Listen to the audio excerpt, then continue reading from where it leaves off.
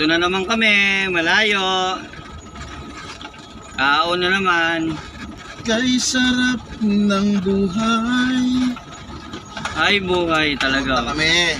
At medyo kailangan kong bisitahin ang aking asyenda. Ayun. Medyo natutuyo na.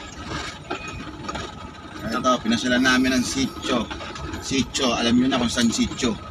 Napalayo na Minsan naman kakain ng ka ng tropa. ng Malabon, ha? Sobra.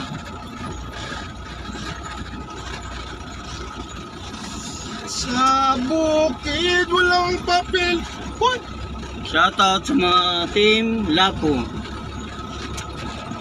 Sa mga hindi pa nakaka-experience dito, shout out. Baka pwede. Punta lang kayo dito, Sitio Talang kayo Malabon. dito. Try nyo lang.